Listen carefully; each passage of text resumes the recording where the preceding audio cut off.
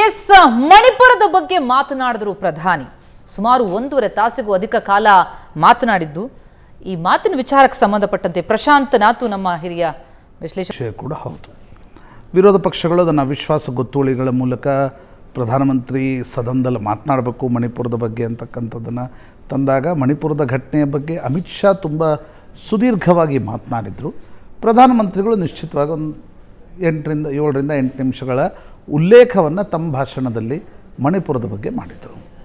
ಇವತ್ತೂ ಕೂಡ ಅವರು ಭಾಷಣ ಆರಂಭಿಸಿದ್ದು, ಅವರ 90 ನಿಮಿಷಕ್ಕೂ ಹೆಚ್ಚು ಏನೊಂದು ಭಾಷಣ ಇತ್ತು, ಅದು ಆರಂಭಿಸಿದ್ದು ಮಣಿಪುರದ ಮೂಲಕ. ಮಣಿಪುರದ ಘಟನೆ ಅನ್ನು ಖಂಡಿಸ್ತಾ, ಮಣಿಪುರದ ಜೊತೆ ಇಡೀ ರಾಷ್ಟ್ರ ಇದೆ, ದಿನದಿಂದ ದಿನಕ್ಕೆ ನಾವು ಶಾಂತಿಯ ಸುದ್ದಿಯನ್ನು ದೇಶ ಕೇಳ್ತಾ ಇದೆ, ಕೇಂದ್ರ ಮತ್ತು ರಾಜ್ಯ ಸರ್ಕಾರಗಳು ಎಲ್ಲ ರೀತಿಯ ಪ್ರಯತ್ನಗಳನ್ನು ಮಣಿಪುರದಲ್ಲಿ ಹಿಂಸಾಚಾರ ನಿಲ್ಲಿಸಲಿಕ್ಕೆ ಎಲ್ಲ ಪ್ರಯತ್ನಗಳನ್ನು ಹಾಕ್ತಿದ್ದೀವಿ ಅಂತಕ್ಕಂಥದ್ದನ್ನು ಹೇಳುವುದರ ಮೂಲಕ ತಮ್ಮ 90 ನಿಮಿಷಕ್ಕೂ ಹೆಚ್ಚಿನ ಭಾಷಣವನ್ನು ಪ್ರಧಾನಮಂತ್ರಿ ಮೋದಿ ಆರಂಭಿಸಿ, ಈ 2014ರಲ್ಲಿ ಬಂದಾಗಿನಿಂದಲೂ ಕೂಡ ಹೇಳ್ತಾ ಇದ್ದರು, ಇಲ್ಲ ಈಶಾನ್ಯದ ಬಗ್ಗೆ ನಮ್ಮ ಫೋಕಸ್ ಇದೆ, ಈಶಾನ್ಯ ನಮ್ಮ ಪ್ರಯಾರಿಟಿ ಏರಿಯಾ, ಈಶಾನ್ಯದಲ್ಲಿ ನಾವು ಹಿಂದೆಂದೂ ಕಂಡರಿಯದ ಡೆವಲಪ್ಮೆಂಟನ್ನು ಮಾಡ್ತೀವಿ ಅಂತಕ್ಕಂಥದ್ದು.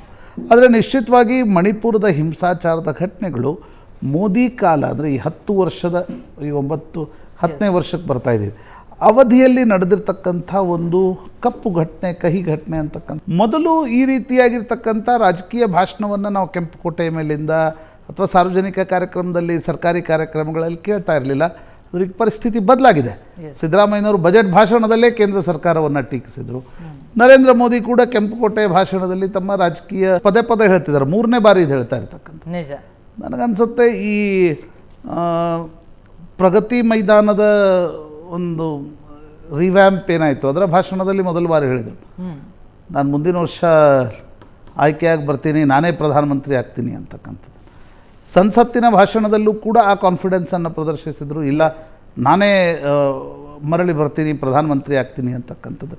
ಇವತ್ತು ಕೂಡ ಕೆಂಪುಕೋಟೆಯ ಮೇಲಿಂದ ಮಾತನಾಡುವಾಗ, ಇಲ್ಲ ನಾನೇ ಪ್ರಧಾನಮಂತ್ರಿಯಾಗಿ ಬರ್ತೀನಿ ಅಂತಕ್ಕಂಥ ಮಾತನ್ನು ನರೇಂದ್ರ ಮೋದಿ ಪದೇ ಹೇಳ್ತಾರೆ. ಮತ್ತೆ ದೇಶದ ಸ್ಥಿರ ಬೆಳವಣಿಗೆಗೆ ಸ್ಥಿರ ಸರ್ಕಾರ ಅಗತ್ಯ ಅನ್ನುವಂಥ ಮಾತನ್ನು ಆರಂಭಿಸಿದ್ರು. ಅಂದರೆ ಆ ಸ್ಥಿರ ಸರ್ಕಾರವನ್ನು ನನಗೆ ಕೊಟ್ಟಿದ್ದೀರಿ, ಹಾಗಾಗಿ ನಾನು ಟ್ರಾನ್ಸ್ಫಾರ್ಮ್ ಮಾಡ್ಲಿಕ್ಕೆ ಸಾಧ್ಯ ಆಗ್ತಾ ಇದೆ, ಮತ್ತೆ ನಾನು ಬರ್ತೀನಿ ಅನ್ನುವಂಥ ವಿಶ್ವಾಸವನ್ನು ವ್ಯಕ್ತಪಡಿಸಿದ್ರು. ಎಲ್ಲೋ ಒಂದು ಕಡೆ ಈ ಮೂಲಕ ಜನರಿಗೆ ಆ ಸ್ಪಷ್ಟ ಸಂದೇಶವನ್ನು ಕೂಡ ವಿಪಕ್ಷಗಳಿಗೂ 2014ರಲ್ಲಿ 30 ವರ್ಷಗಳ ನಂತರ 84ರಲ್ಲಿ ಒಂದು ಪಕ್ಷಕ್ಕೆ ಬಹುಮತ ದೇಶದ ಜನ ಕೊಟ್ಟಿದ್ದರು. ಆ 30 ವರ್ಷಗಳ ನಂತರ 2004ರಲ್ಲಿ ಮತ್ತೊಂದು ಸ್ಥಿರ ಸರ್ಕಾರ, ಒಂದು ಸ್ಥಿರ ನಾಯಕತ್ವದ ಕಾರಣಕ್ಕಾಗಿ ನನಗೆ ಜನ ವೋಟ್ ನೀಡಿದರು.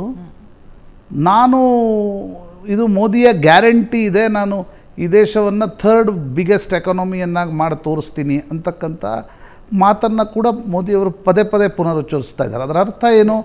ಸ್ಥಿರ ನಾಯಕತ್ವ ಮತ್ತು ಸ್ಥಿರ ಸರ್ಕಾರ ಇದ್ದರೆ ಎಕನಾಮಿ ಕೂಡ ಸ್ಥಿರತೆ ಇರುತ್ತೆ ಅಂತಕ್ಕಂಥದ್ದನ್ನು ತೋರಿಸುವ, ಹೇಳುವ ಪ್ರಯತ್ನವನ್ನು ಪ್ರಧಾನಮಂತ್ರಿಗಳು ಮಾಡ್ತಾ ಇದ್ದಾರೆ. ನಾವು ಈಗ 5ನೇ ಲಾರ್ಜೆಸ್ಟ್ ಎಕಾನಮಿ ಇದ್ದೀವಿ. ನಿಜ.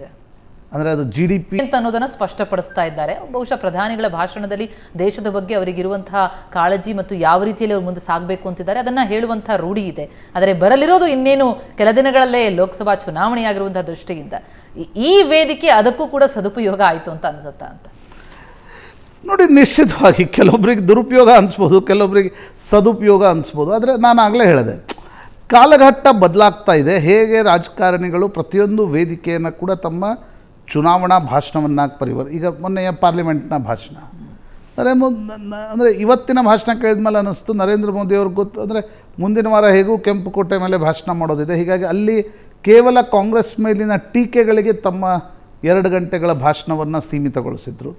ಇವತ್ತು ಸಾಕಷ್ಟು ಯೋಜನೆಗಳು, ತಮ್ಮ ಕನಸಿನ ಬಗ್ಗೆ ಹೇಳಿಕೊಂಡ್ರು. ಆದರೆ ಅಂತಿಮವಾಗಿ ಏನು 3 ಘೋಷಣೆಗಳನ್ನು ನರೇಂದ್ರ ಮೋದಿ ಪದೇ ಹಾಕ್ತಾ ಇದ್ದಾರೆ. ಪರಿವಾರವಾದ, ಭ್ರಷ್ಟಾಚಾರ, ತುಷ್ಟೀಕರಣ, ಭಾರತ್ ಛೋಡೋ, ಅದರ ಬಗ್ಗೆ ಪ್ರಧಾನಮಂತ್ರಿಗಳು ಪ್ರಸ್ತಾಪಿಸ್ತಾ ಕಾಂಗ್ರೆಸ್ ಬಗ್ಗೆ ಕೂಡ ಅನೇಕ ಆರೋಪಗಳನ್ನು ಇವತ್ತು ಮಾಡಿದರು. ಒಂದು ಪರಿವಾರದ ಕಾರಣದಿಂದ ಭ್ರಷ್ಟಾಚಾರ ಜಾಸ್ತಿ ಆಯಿತು ಅಂತಕ್ಕಂಥದ್ರ ಬಗ್ಗೆ ಹೇಳಿದರು. ತುಷ್ಟೀಕರಣದಕ್ಕಿಂತ ಈ ಪರಿವಾರವಾದದ ಬಗ್ಗೆ ಮಾತನಾಡುತ್ತಾ by the family, to the family and for the family ಅಂತಕ್ಕಂಥದ್ದು ಗಾಂಧಿ ಪರಿವಾರದ ಬಗ್ಗೆ ಆ ಟೀಕೆ ಇತ್ತು ಅಂತಕ್ಕಂಥದ್ದು ಸ್ಪಷ್ಟ. ಎಸ್, ನಿಜ. ಅವರು ಪ್ರಮುಖವಾಗಿ ನನ್ನ ಮಾತನ್ನ ಬರೆದಿಟ್ಕೊಳ್ಳಿ, ಹೊಸ ಸಂಕಲ್ಪದಿಂದ ಭಾರತ ಮುನ್ನಡೆಯುತ್ತೆ, 140 ಕೋಟಿ ಜನರ ಬಗ್ಗೆ ವಿಶ್ವಾಸ, ಜೊತೆಗೆ ಪ್ರಮುಖವಾಗಿ ಯುವ ಜನತೆಯ ಬಗ್ಗೆ ಮಾತನಾಡಿದ್ದಾರೆ. ಆ ವಿಚಾರವಾಗಿ ಕೂಡ ನಾವು ಮಾತನಾಡೋಣ. ಪ್ರಶಾಂತ್, ಒಂದು ಪುಟ್ಟ ಬ್ರೇಕ್ನ ಸಮಯ ಆಗಿದೆ. ಬ್ರೇಕ್ ಆದ್ಮೇಲೆ ಮತ್ತೆ ಚರ್ಚೆ ಮುಂದುವರಿಯುತ್ತೆ.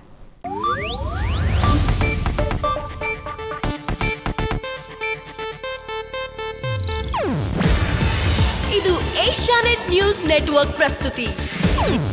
ನೀವು ನೋಡ್ತಿದ್ದೀರಾ ಏಷ್ಯಾನೆಟ್ ಸುವರ್ಣ ನ್ಯೂಸ್.